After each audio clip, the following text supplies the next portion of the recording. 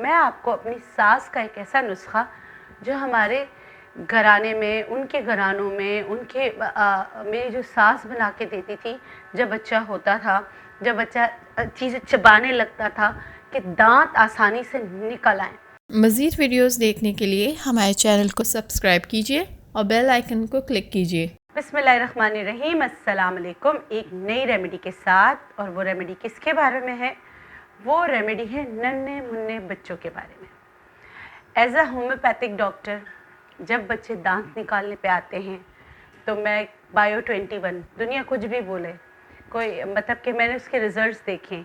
अच्छा, कुछ लोग ये बात करते हैं कि होम्योपैथिक की दवा खाएंगे ना 30 साल बाद जाकर कोई बड़ी बीमारी हो जाएगी। अल्लाह ना करे, अल्लाह ना करे, गैब का इल्म सिर्फ अल्लाह ताला को है। और बायो 21 एक ऐसी मेडिसिन है जैसे हमारी जो, क्योंकि मैंने तिब्बे यूनानी भी पढ़ी है, हर्बोलॉजी भी पढ़ी है, होम्योपैथी भी पढ़ी है। तो जैसे तिब्बे यूनानी में अर्क़ शीरी देते हैं, अब डॉक्टर्स वो भी मना करते हैं, अर्क़ शीरी देना भी मना करते हैं, ग्राई वाटर देना भी मना करते हैं, बायो 21 देना भी मना करते हैं। जबकि बायो 21 4 माह के बच्चे को 6 महीने से स्टार्ट करते, कुछ 4 महीने से। और बायो 21 एक ऐसी गोली होती है, मुँह में रखो वो घुल जाती है। नहीं, मैं आपको वो बनाना बिल्कुल नहीं सिखा रही हूँ बायो 21, ना मैं आपको अर्क़ शीरी बनाना सिखा रही हूँ। मैं आपको अपनी सास का एक ऐसा नुस्खा जो हमारे घराने में, उनके घरानों में, मेरी जो सास बना के देती थी जब बच्चा होता था, जब बच्चा चीज़ें चबाने लगता था कि दांत आसानी से निकल आए। बहुत ही आसान ये नुस्खा है।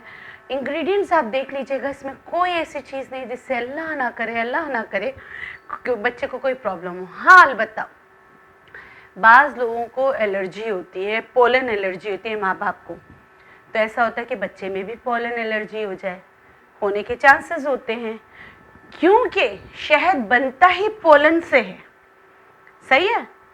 पोलन यानी कि फूलों के जो फूलों से निकालती है ना शहद की मक्खी, तो वो लोग इसको अपने बच्चों पे इस्तेमाल नहीं करवाएंगे। उसके अलावा हर कोई इसको इस्तेमाल करेगा, इससे पेट सही रहेगा, दांत आसानी से निकलेंगे, बच्चा फलेगा फूलेगा। बग़ैर वक्त ज़ाय किए आइए हम रेमेडी स्टार्ट करते हैं। इसके लिए हमें चाहिए चौकिया सुहागा। सही है? और उसको हमने क्या करना है, फुला लेना है। तो मैंने चूल्हा गरम कर लिया था ताकि मैं फुला लूँ। अच्छा, मैं चौकिया सुहागे की बात इसलिए कर रही हूँ कि वो वैसे ही फुला हुआ सब कुछ आपको मिल जाता है, और नहीं तो आप ये सुहागा लेके ना इसको ऐसे करके आपने फुलाना है, जैसे यहाँ फूल रहे। उसके बाद मैं जितनी मिकदार उठाऊँगी वो इसमें डलेगा काला नमक। पहले आप इंग्रेडिएंट्स अब्दुलरहमान एक एक की पिक्चर अलग अलग ले लो प्लीज़। आप ये सुहागा लेना चाहे तो चौकिया सुहागा भी ले सकते। अच्छा, ये मैं भी बना रही हूँ, मेरे भाई के यहाँ भी फ़ैब में होने वाला है बच्चा। मैं पहले से बना के जब यहाँ बना रही हूँ तो इसको डिब्बी में डाल के उसी को दे दूँगी, लेकिन उनको बोलूँगी 4 महीने का हो जाए तो इस्तेमाल कराना। अच्छा, दूसरा इसमें है काला नमक, तीसरी इंग्रेडिएंट है हींग और शहद। ठीक है? बनेगा कैसे सब आपके सामने बना के मैं आपको बताऊँगी। आप बोलेंगे इसमें माचिस की तीली का क्या काम है? बहुत बड़ा काम है। इसमें मैं लगाऊंगी, हमारे पास होता है हीरा हींग। आपको मार्केट से जो मिलता है वो हींग मिलता है, वो मुख्तलिफ बूटियों का बना हुआ मिलता है, लेकिन मेरे पास यहाँ पे असली वाला हींग है। तो मैंने कितना लिया, देखिए चने की दाल के बराबर लिया है। इसको मैं यहाँ माचिस की तीली पे रखकर सिर्फ इसको सोते करना है।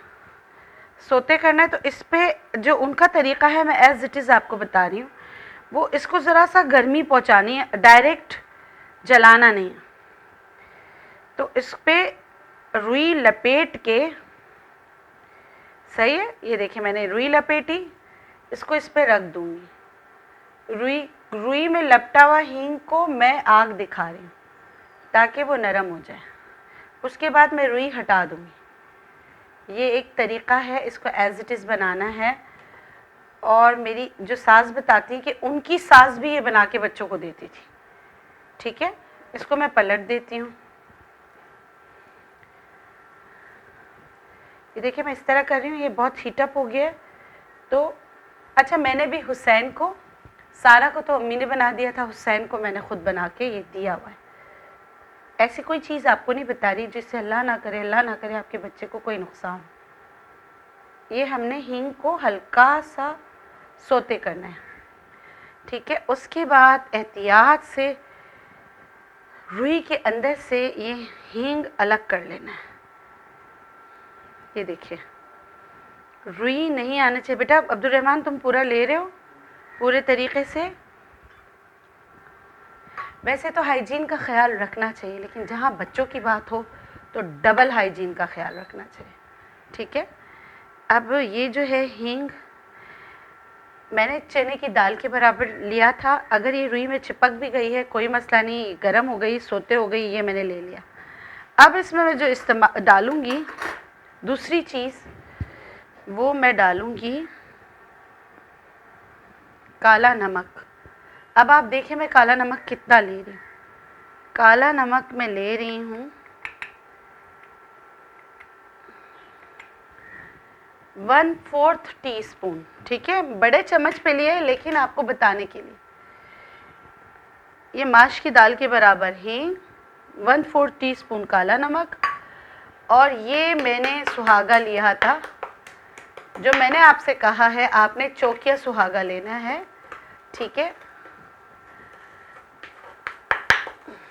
सुहागा जो है दांतों को अच्छी तरह निकालने में मदद करता है, ठीक है। ये देखें, ये भी लूँगी मैं 1/4 टीस्पून। ये इसमें ही सारा फूल गया।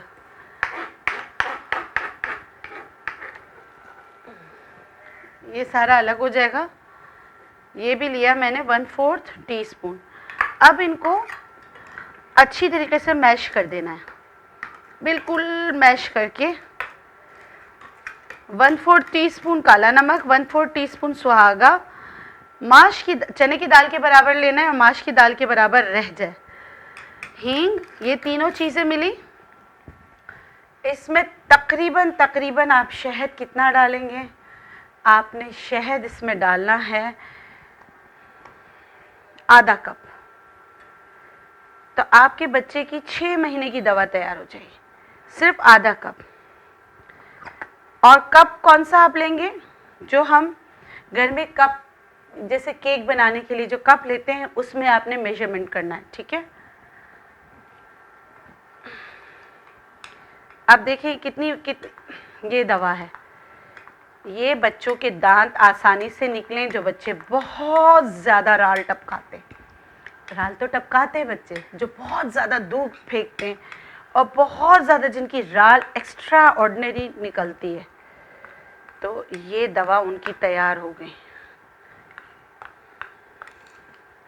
ये देखिए, ये दवा तैयार हो गई। इसको अच्छी तरह तैयार करके एयर टाइट जार में भर कर रखना है। चटाने का तरीका मैं बता देती हूँ। ये शहादत की उंगली में नहीं, अल्लाह शाफी अल्लाह काफ़ी कह के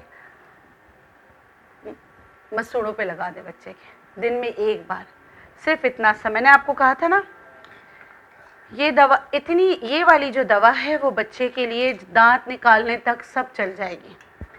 ये बच्चों के मसूड़ों पे लगाना है, दांतों पे नहीं। दांत आने के लिए है, मसूड़ों पे लगाना है, ठीक है। इस रेमेडी के साथ मुझे दीजिए इजाज़त। उम्मीद करती हूँ कि आपको मेरी रेमेडीज़ पसंद आ रही हैं। आपकी तारीफ़ों का, आपकी पसंदीदगी का, और कुछ लोग शिकायत भी करते, सबका बहुत शुक्रिया। अल्लाह हाफ़िज़।